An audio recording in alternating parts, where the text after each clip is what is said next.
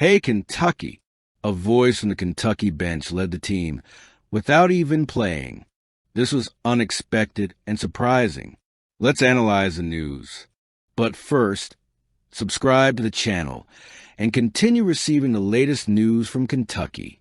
In Kentucky's recent triumphant performance over Purdue, the true essence of a team isn't found solely in points scored or decisive plays on the court.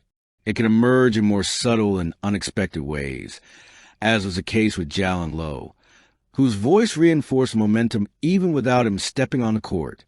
Mark Pope, with his quiet but insightful wisdom, highlighted something that might have gone unnoticed by many. The Kentucky bench wasn't merely a supporting player in the impressive victory over the then national leaders. It was a central piece. And at the heart of this contribution was Low, an injured point guard who found a powerful way to lead. His infectious energy, his relentless enthusiasm, and his ability to keep his teammates focused and connected during critical moments were described by Pope as unbelievable. It's no exaggeration to say that, in that moment, Low became the living symbol of the culture Pope is building. While names like Jasper Johnson, Otega Owa, Trent Noah, and Mo Diabate shown on the scoreboard, with their pinpoint baskets and crucial rebounds, those who truly understand basketball know that there's something deeper play when an injured player refuses to be a mere spectator. Low not only engaged, but also raised the emotional and strategic level of the team. He called for defensive adjustments, encouraged teammates after mistakes, and fueled the collective energy with palpable passion. This attitude isn't common to every team, not even the best. It's the fruit of a carefully cultivated mindset. Here's the thing. What Pope is building goes beyond tactics or individual talent. It's a philosophy that values absolute commitment, regardless of the role assigned. Leadership, in this context, isn't measured by court time or statistical numbers, but by the willingness to do whatever it takes for the team's success. When Pope declared that Low would be probably my number 2 player in the game, he wasn't just being rhetorical. He was recognizing that a team's winning DNA often begins off the scenes, in the small actions that shape the collective mindset. This attitude from Low is significant for several reasons. First, it reflects the kind of buy-in Pope has sought to instill in his program since taking the helm. In a sport where egos often dominate, this display of humility and focus on the collective is refreshing. Second, it serves as a powerful example for the other players. If even an athlete who can't play the court dedicates themselves wholeheartedly to the team, what excuse is left for those who are able to compete? This dynamic creates a virtuous cycle, where each member of the squad feels a responsibility to give their all, regardless of their position or role.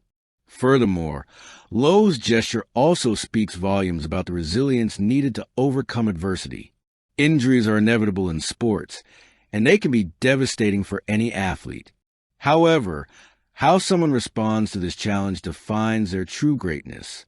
Low chose to turn his limitation into an opportunity to strengthen the team's bond. He demonstrated that, even on the sidelines, it was still possible to decisively influence the outcome. This not only reinforces the idea that basketball is a team sport, but also highlights the importance of the resilient mindset that every great program needs. By highlighting Low's contribution, Pope sent a clear message. Kentucky basketball isn't just about the players on the court, but about the entire machine. The energy on the bench, constant communication, and mutual support are just as important as accurate passes and successful layups. This kind of approach not only prepares players to win games, but molds them into better athletes and people. What we saw that night against Purdue was more than a victory over a ranked opponent. It was a glimpse of the future Mark Pope is building in Lexington, a future where culture prioritizes as much as talent, where leadership can come from anywhere, and where team spirit transcends the physical boundaries of the court. Jalon Low, with his unwavering voice and uncontainable passion, encapsulated all of this as quiet but impactful performance.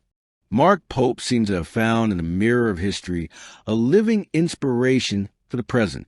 After Kentucky's convincing 78-65 victory over top-ranked Purdue, the coach didn't just see a resounding triumph against the nation's #1 opponent. He saw something deeper, a distant echo, a collective memory of how greatness can be born when talent is placed at the service of the group. Pope's gaze, focused on the stat sheet, found reflections of a time when he himself wore the blue and white uniform in 1996, during the era of the legendary Untouchables. Back then, Kentucky was synonymous with dominance. It was a team driven by suffocating defense, intensity, and a shared sense of mission. Pope was part of that squad that turned every game into a manifesto of unity. No player had to carry the team. Everyone did. And it was this memory that came back to the coach when he realized that, against Purdue, 10 players had played more than 15 minutes on the court, and 8 scored at least 6 points. In a basketball era shaped by egos and social media, a balanced, collective attack is almost an act of rebellion, more than a simple tactical pattern. Pope saw a cultural principle. The triumph over Purdue wasn't just a result of necessity. After all, the team played without Quaintance and Low, but a conviction. Mark Pope's Kentucky wants to win with depth, generosity, and resilience. Can we do this in 2025 and 2026? The coach asked, unafraid to touch on the essential point. Can we bring together players who care so much about each other and about Kentucky that they play like this? The answer is still being developed, but the tone of the question speaks volumes. Pope isn't seeking a nostalgic recreation of the 1990s. He wants a new version of the same competitive spirit. If the current group can translate this collective spirit onto court, the result could be devastating for their opponents. The basketball he proposes is more than a tactical system. It's a pact of sacrifice. It's a team that wins not because one player shines, but because everyone shines together. For Pope, depth is more than a characteristic. It's a weapon. He's spoken openly about his desire to maintain intensity on every possession, every second. I felt like we weren't playing as hard as we need to be to win every time. So I look at the bench and think, I need new energy, he said.